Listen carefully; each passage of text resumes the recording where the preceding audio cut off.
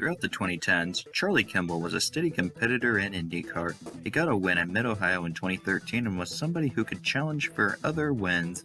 In 2016, Kimball equaled his 2013 result of finishing 9th in points and finished in the top 10 in 11 of 16 races. He would be entering 2017 on a high note. Oh, trouble! Graham Rahal turned around on approach to turn 3. I stalled, but the car seems to be okay. I was just about ready to say that they were getting through there. I thought it was going to be different than some of the support races that we had earlier on, but Graham Rahal, again, hit from behind by the looks of it. It was a photocopy of what happened in the Indy Lights race. Now the crash in turn number 3. Let's take a look. Yeah, there are the other cars. Charlie Kimball is one. And then a Foyt car. That is Carlos Munoz and the other one of the AJ Foyt racing cars. Now watch, guys, we're going to watch what's going on here. Watch Charlie Kimball's car as we roll this forward here right now. I believe that's Charlie coming through. Graham doesn't see him on the inside, gets to be squeezed between the wall and Graham and has nowhere to go and ends up actually hitting the back of Graham's car, spinning him around. So to see if he can get some repair done to that and get back onto the racetrack. So Dixon has the lead as they work their way past the fountain. That's turns 2 and 3.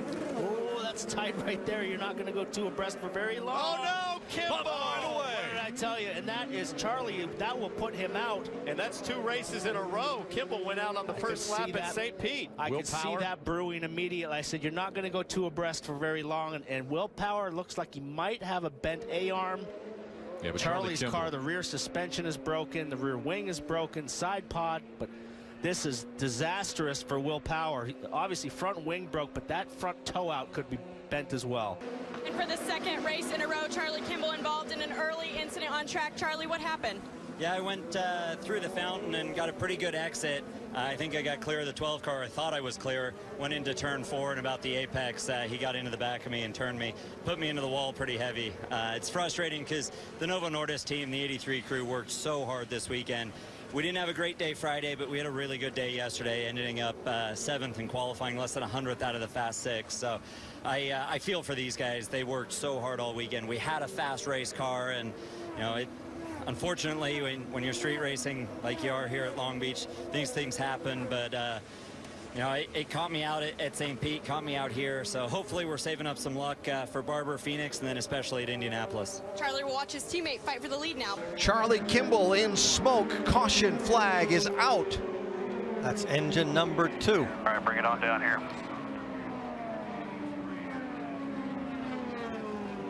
Well, we saw it earlier with Ryan Hunter-Reay. Now we'll see it with Charlie Kimball.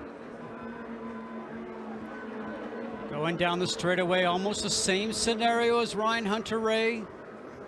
For Charlie Kimball all the time, who used to always watch this race on television at home with his father in California. Following the Indianapolis 500, Kimball's only top 10 finish was an 8th at Phoenix, and he only finished 3 of 6 races to that point. As a result, he was 20th in points. Caution out. As you see Charlie Kimball rolling away from a scene of a spin at the exit of turn 4. Connor Daly is stalled there and waiting for the safety team to get him a restart. So second yellow flag of the race and front wing damage there for Kimball. There's Daly to get the restart. That's too bad. Connor was having a solid run. His car looks fine though. And there are bits and pieces from Charlie Kimball's car that have been left behind on the race course.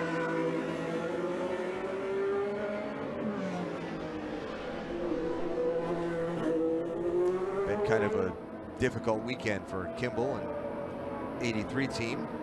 Well, Charlie Kimball has not left from his pit stop. Apparently there's oil coming out from underneath the car. The quick lift comes and they're having to push him away. So leading so much of the race, his day may be done. He's already fallen down a lap. Remember how many Hondas popped at the Indy 500? Charlie Kimball was one of them, along with Alonso, Ryan Hunter-Reay.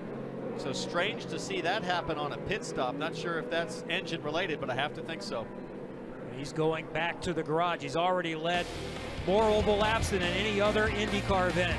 We also wondered why Charlie Kimball dropped back through the field. That's because on the last stop, the team actually dropped the car before the right rear tire changer was finished changing that tire. So they sent him out, brought him back in because they knew they were going have to anyway and made a downforce change. Charlie Kimball is now very unhappy with that car.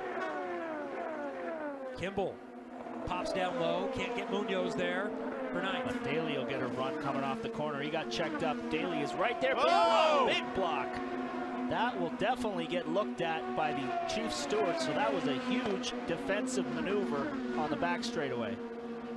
That did not appear to me to be done first. Was that? I want to see this again before I really comment, but that seemed to be a Connor reaction Daly to moves.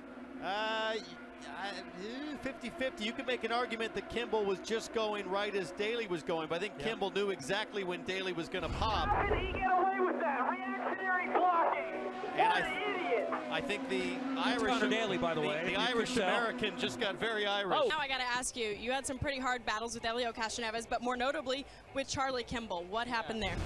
Well, I mean, I won't say anything bad about him, but it was just sort of one of those really late moves that, on an oval, it's just not great to do. I mean, everyone's racing hard. It's obviously tough on a short oval to make ground. But yeah, I mean, that could have ruined my race right there. I thought the wing was gone into the next corner, but it was still there. So thank you, Chevy, for making strong pieces. But yeah, I mean, in the end, I'm just happy to be here and just hope I can be here for many more races. Kevin, this could be a positive start for Connor. We're headed to Watkins Glen, where he finished 4th. In the final 11 races of the season, Kimball finished in the top 10 4 times. For the 2017 season, he was in 17th place in the final standings. Kimball's best finish was 6th at Road America, and he did qualify on the pole position at Texas, one of 7 top 10 starts. 2017 was Kimball's final season with Chip Ganassi Racing.